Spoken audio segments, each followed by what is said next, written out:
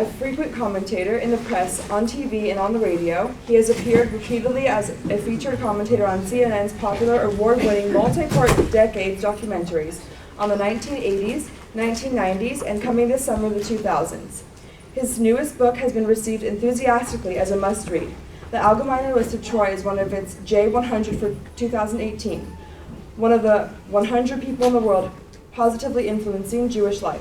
One of the many salutes to his work, defending Zionism, explaining American history, and seeking to restore civility and championing moderation throughout the United States and the Jewish world as well. Without further ado, Professor Gil Troy. Thank you. Thank you very much. Thank you. It's a real privilege to be here and to stand with us.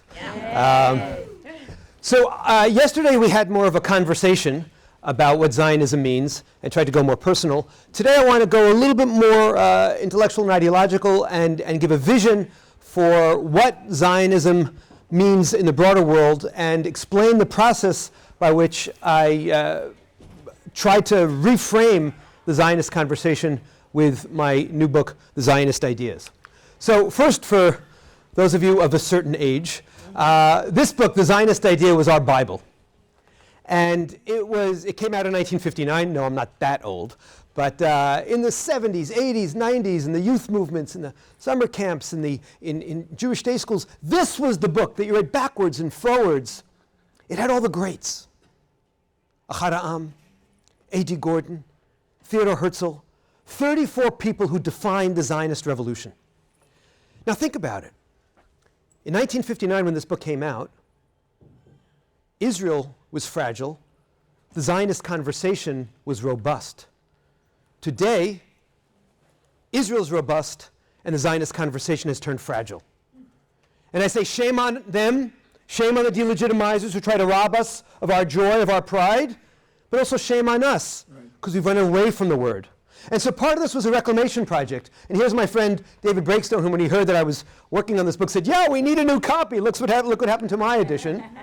And so I did 3 moves, and these are the 3 moves I want to invite you into a conversation about to help explain how I'm trying to reinvigorate a Zionist conversation. So first, from the idea to the ideas, add an S. Open up the conversation, left to right, religious, non-religious. Welcome people in to a new way of understanding what Zionism is. And stealing an idea from my friend Zohar Raviv, who is the education director of Birthright, he said too often in this day and age, it's all about exclamation points. And the S is like a question mark. And the more we understand complexity, the more we enter into a questioning conversation, the more likely we are to get to a substantive conversation. Now, unfortunately, because we live in an evil world, we have to undergo some form of exorcism. So I'm going to guess that there's somebody up here whom you hate. Think about that person, and let's just get out all the negativity. Because unfortunately, before we get to my pride in being a Zionist, we have to get rid of some of the lies about being a Zionist. First, the first major challenge, I'm going to be talking about this more tonight at the gala, so I'm not going to go too much into this, is that once upon a time, we understood that nationalism was a positive thing, or at least a neutral term. And today, increasingly, we're told that nationalism is evil. Nationalism is only defined by xenophobia, by extreme forms of nationalism, even before the age of Trump. Look, we had an ambassador of the United States saying nationalism is like cheap alcohol. First it makes you drunk, then it makes you blind, and then it kills you. The lie that Israel's an apartheid state. I was in South Africa at the Apartheid Museum. You can see I'm not such a good photographer. But I want you to know that this is a wall called the Apartheid Wall, which lists 144 laws defining human beings and their basic rights on the basis of their color, on the basis of their race. There is not one law in the Israeli legal system that's ever been passed that defines people on the basis of their race. Why use a word like race? Is because they're trying to make a broader point, trying to say that nationalism, the only form of nationalism, is pathological.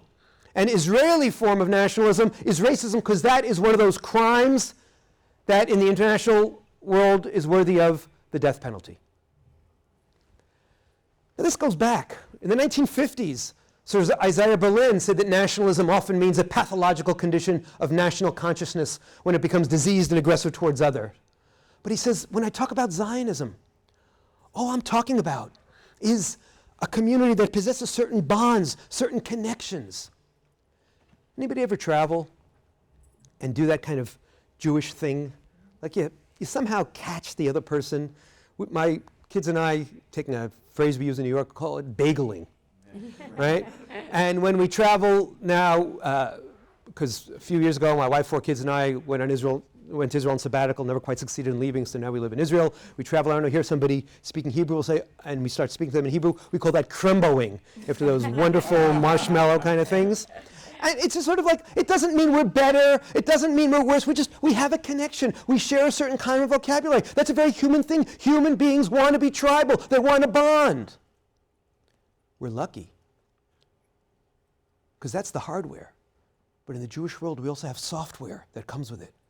A whole wonderful series of values and ideas and ideals. And that's part of Zionism too. And back to our apartheid museum, when you go to the Nelson Mandela wing and you learn about this great hero, he teaches us something essential. Again, not just to Zionism, but to our search as human beings. And that is that he's quoting Aristotle. They're quoting Aristotle, this is from his autobiography. Good moral character is not something we can achieve on our own. We need a culture that supports the conditions under which self-love and friendship flourish. Nelson Mandela says that until I knew who I was, until I was rooted in my story, my people, my land, I couldn't stand up for myself, and I couldn't stand up for human rights. And Natan Sharansky, the great Soviet Jewish refusenik and activist, says that in 1967, all of a sudden the jokes change. Within 6 days, they go from making fun of me as a weakling to making fun of me as a bully. I go, what? I don't know this place. 3,000 kilometers away from me. I've been stripped of my identity by Stalin and by the Soviets. But all of a sudden, they're defining me. I better define myself. And so he goes through a process. He discovers his identity. And he says, when I discover my identity, that's when I discover my freedom. And that's when he becomes also a human rights activist. And that's that double thing. But let's be honest. In a modern world where the only prediction I was willing to make in the 2016 campaign was that the next president of the United States would have a Jewish son-in-law. And he ended up being Jared Kushner. Right? When American Jews are so accepted, when British Jews are so accepted that their chief rabbi can be an accepted, respected philosopher, Lord Sachs, not just Rabbi Sachs. And when Harry Potter himself is Jewish, who needs a Jewish state? What does it do for us? And this is a question we're afraid to ask. And I'm not afraid to ask it. Before you get to defending the state, before you get to exercising all the negativity, you've got to get to the core fundamentals of what's this all about. And one of the things I looked for in my book, and what happened with the book, in going from the Zionist idea to the Zionist ideas, was I wanted to open the conversation. So once upon a time, in 1959, Arthur Hertzberg had 34 voices. And he could run in his 240,000 words, long, meaty passages. But I don't know if you got the memo, but a lot of students these days have much shorter attention spans. So my job was to cut, and add. Also, for example, in 1959, Arthur Hertzberg had no bandwidth to acknowledge women. Henrietta Zold belonged in the book of 1959. The poetess Rachel belonged in the book of 1959. So I had to add and cut. And one of the things I kept on looking for in the book was wonderful, creative anomalies. Because the more we see the richness, the multidimensionality, the complexity, the more we understand. So look at David Ellenson. He's a Reform rabbi who calls himself a religious Zionist who writes about the history of Orthodoxy. And he says, our people's return to our land is not simply mythic. It's taken on flesh and blood, and to celebrate that fact is to applaud much more than mythic renewal. It's to acknowledge that the rebirth of Jewish life embodied in the state of Israel is fraught with religious import and significance. The Jewish people have returned to history with a degree of power unknown for the previous 2 millennia. The monism of universalism must be rejected. Now that's the worst way to read a text. Have some New Yorker spit out all the words. So let's slow it down. Our people's return to our land is not simply mythic. So first, a countercultural move. We're not just a religion, we're a nation. We're a people. We're this mix. I spoke yesterday to some of you about how we're an Oreo cookie. Because the cookie part and the cream part is what makes the Oreo cookie, and the Jewish people are a people and a religion. That's what makes us unique. And we have rights to a particular homeland.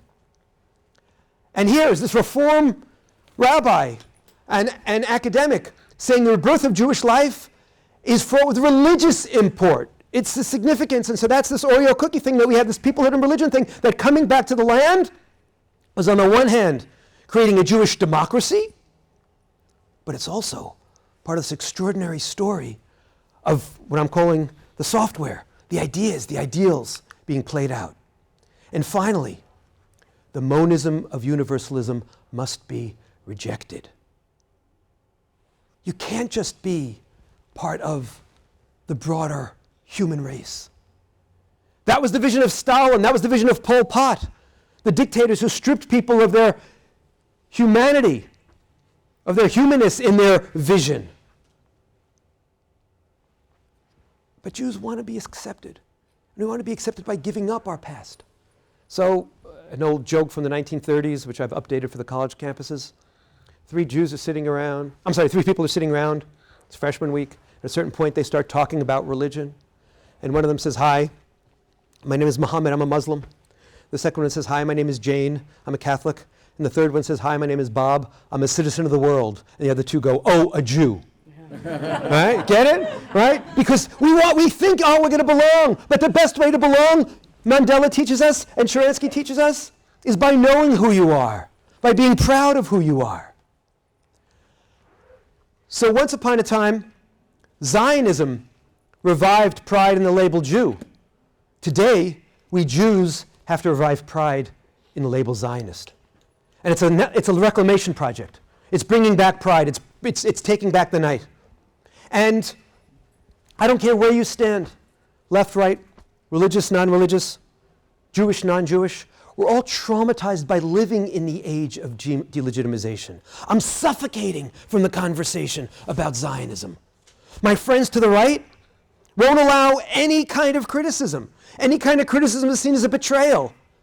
How do we learn? How do we grow? Democratic growth is partially a process of self-criticism and criticism and absorbing criticism. And my friends to the left are so eager to be accepted, so eager to be cool, so eager to be hip, that any minor criticism of Israel, they escalate on what I call the delegitimization derby, from Israel is wrong to I hate the prime minister to therefore Israel doesn't have the right to exist. And in between that, I'm suffering, I'm suffocating. How do we have the conversation we need? And look at this young Israeli named Yiftach who says, Zionism is still the active word, the dynamic word. Israel's a country, it's problematic. But you're anti-Zionist? What does that mean? You're deciding that we're not a people? What does that mean? You're deciding that we don't have collective rights? Like 192 countries in the United Nations today? That doesn't pass the anti-Semitic smell test. And Zionism actually gets me thinking creatively about how do I make Israel better? And how do I make my life better? So the first move was from the Zionist idea to the Zionist ideas. The second move, as a historian, I had to organize it. We now have 168 voices. So first the pioneers. Theodor Herzl, Ahad Ha'am, we now added Henrietta Zold, Louis Brandeis. These crazy nudniks who imagined a Jewish state, and lo and behold, it was created. And then the builders, from 1948 to 1998, the first 50 years or so. These people who take these ideas and bring them alive. David Ben-Gurion and Golda Meir, Menachem Begin, Geula Kohn, Natan Sharansky, Elie Wiesel, living here and there, building something. And then, who are we? Who are you? So I go to one of my friends, I say, well, what do we call this third generation? He's having a bad day, he goes, the nothings. We are the torchbearers. Think of it as an Olympic relay. That just as in the Olympic relay or those cross-country races before the Olympics, our predecessors have indeed lit a torch. And now we're going to inherit that torch. We might have to go to an alternative energy source. We might have to somehow change it. But we've got to keep it going, we've got to keep it lit, and we've got to keep it strong, we've got to keep the flame alive, and we've got to understand that it's inspiration for others, but it's also inspiration for us. And that's our challenge. not to run away, but to lean in. And of course, we always start the story with Theodor Herzl. But if the first move was from the Zionist idea to the Zionist ideas, and the second move was to get these three states, the three stages, the third move was to try to give some sense of order to the conversation. Go beyond just Theodor Herzl. Bring more voices in. And there I go back. I'm not a very creative guy. I just have a good memory.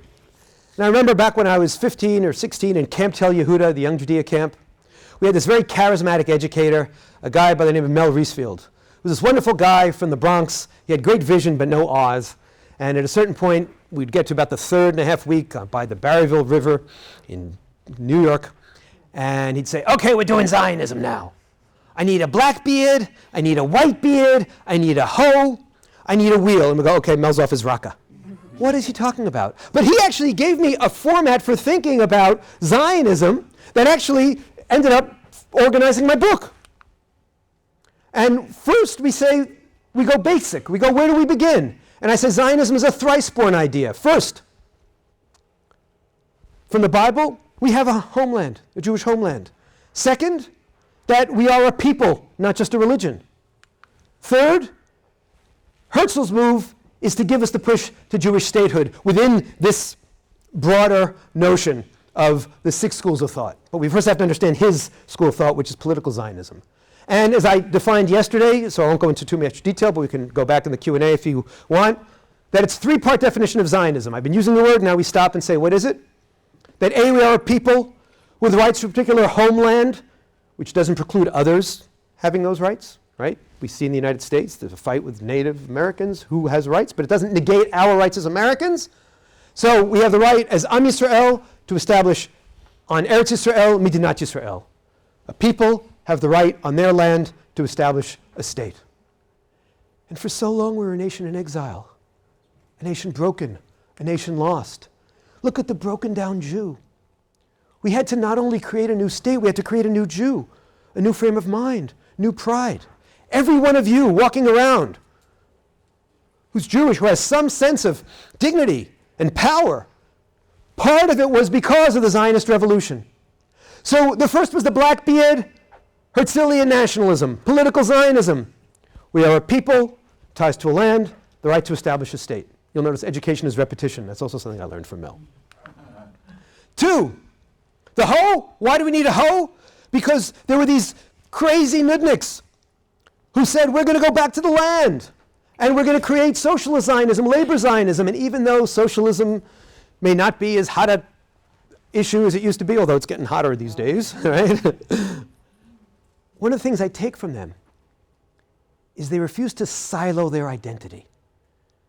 They didn't say in the 1880s, 1890s, 1900s, oh my goodness, there's this movement towards socialism, movement towards Marxism, I'm there, and there's this Jewish movement, I'm there, but I'm not going to put them together because I'm embarrassed to be a Jew.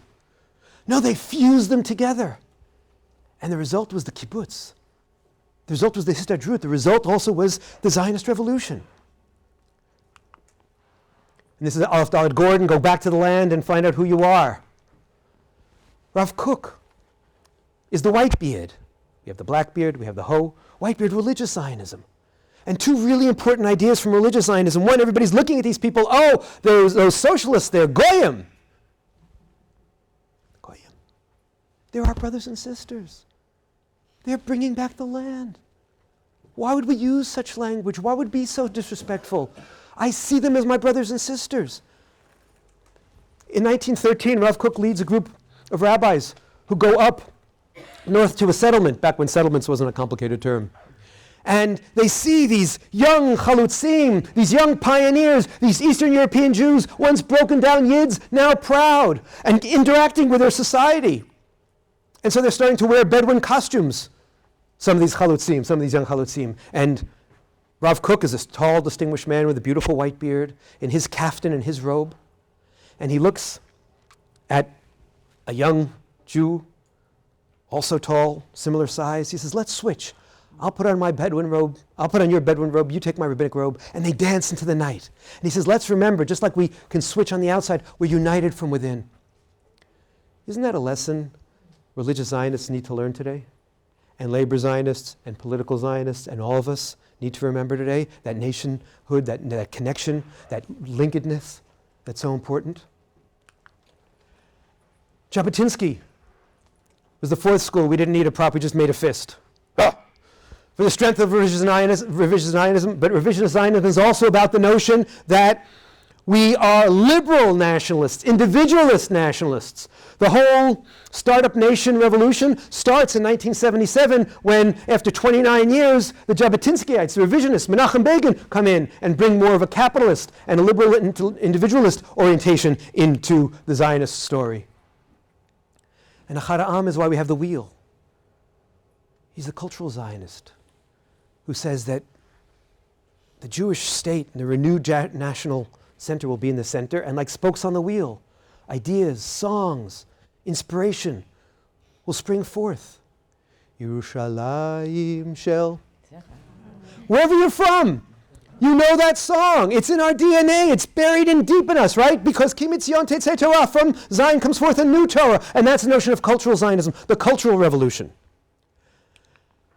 Now, there was a sixth school of thought which I added, which is Brandeisian Zionism, which is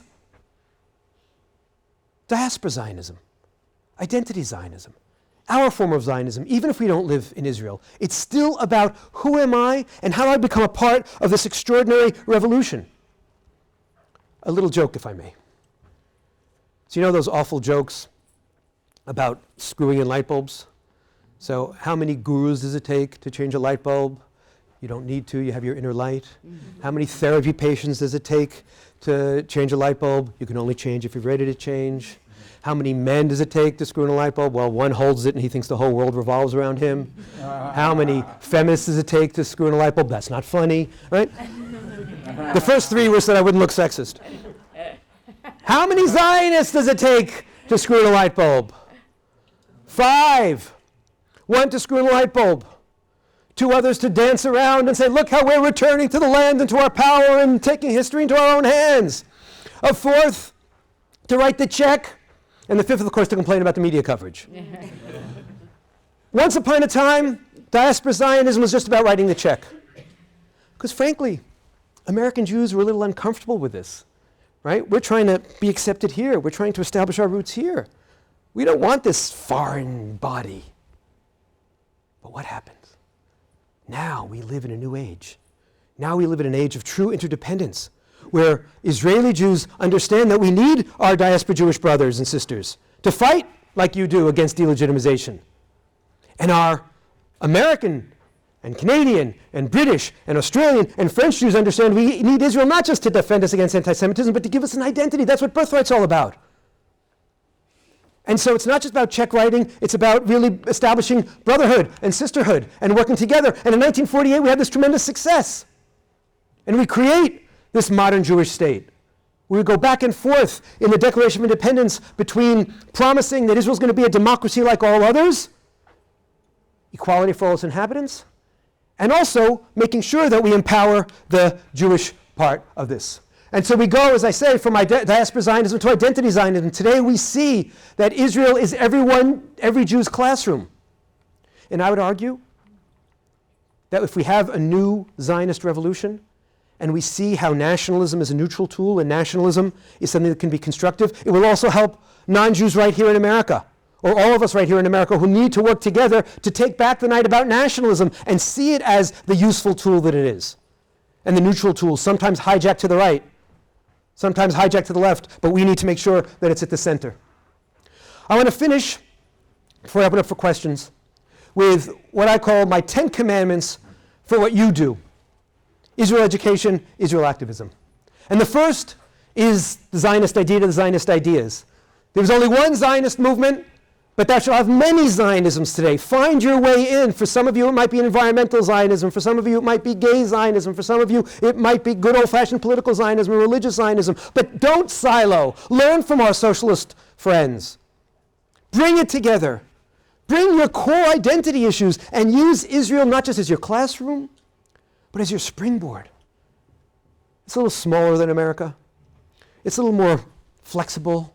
It's an opportunity to really work out who you are and make a contribution. Thou shalt have no idols. This is my problem with the right and the left, or the left and the right. Don't be so extreme. Don't be so rigid. Be open, be thoughtful, be a little flexible. We should be proud but not vain. It's very important for us to understand that part of Zionism is a reclamation project of the Jews returning to history, returning to our pride, returning to our power. And to be so unbelievably moved and inspired and proud of the daily miracles that go on in Israel, hour by hour, day by day, week by week, month by month. But not so much that we forget our humility. Not so much that we become arrogant. And not so much that we don't realize that we can always do better. We always need to reach higher. Remember the Shabbat, and by the way, I should apologize to God for this profanation of his, her, its good work. We can talk about that in the group therapy session later. Remember the core ideas. Be wary, my friends from Stand With Us. It's so easy to be scarred, to be traumatized by so many of the issues we've been talking about this weekend. The hatred, the irrationality, that you can forget that it's also important to stop, take a breath, and delight in the Shabbat. Delight in your friends. Delight in the core ideals and ideals that make us a people in a religion and are about what I'm calling identity Zionism, that give us some meaning in this crazy life of ours. And respect. At the end of the day, it's far less important for me to win a particular argument. But if we don't have person-centered education, interaction, we don't really think about what Martin Buber called creating I-thou relationships. And everything is an I-it relationship. And I demonize, and I objectify, and I distance, then I fail. Thou shalt not kill conversation, questioning, real democratic learning or growth. We need to not be afraid.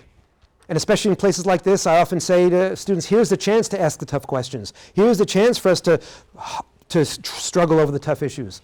A couple of years ago at APAC, I ran a session, and I can boast about it because it wasn't my idea, where somebody from the heart of APAC said, have a session where everybody's asked to come and bring their tough questions. Because if we don't ask the tough questions there, where will we ask them? And they don't get answered properly. I'm not afraid of conversation. I'm afraid of all the forces that shut down conversation.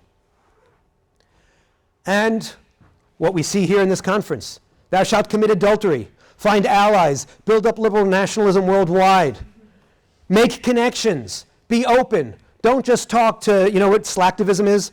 You get an email that is absolutely perfect, and so you pass it on to 50 other people who agree with you, and we're all hurting our heads nodding in agreement, but we haven't moved the needle. We've just made ourselves feel superior. That's not real activism. Real activism is have a conversation with your roommate who doesn't understand why you're wearing those silly blue shirts, who doesn't understand why you're so passionate about this thing, and explain it, and invite him or her into the conversation. And of course, I'm not naive. We do have to steel ourselves against anti-Zionism and anti-Semitism and call it out and stand up strong, but not be so consumed by the fight that we forget who we are. And never, never, never bear false witness against anyone, any idea, any time. Don't lie. Be honest. Keep the moral path. Even if there's a chance of making a better point, don't do it.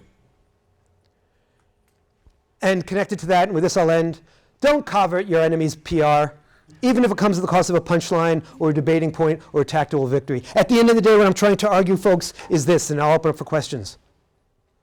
We have an opportunity here. Defending Israel isn't enough. Celebrating Israel, appreciating Israel, using Israel to find meaning in our lives, using Israel to frame our deeper conversations, using Israel to go broad and connect with others who are also worried about how do we find meaning in this world, and to go deep in a world that's so superficial. That's our opportunity. That's our chance. So yes, we have to fight hard and fight fair, but we also have to put the fight aside and remember the miracle and remember the pride. Thank you very much. We have time for some questions.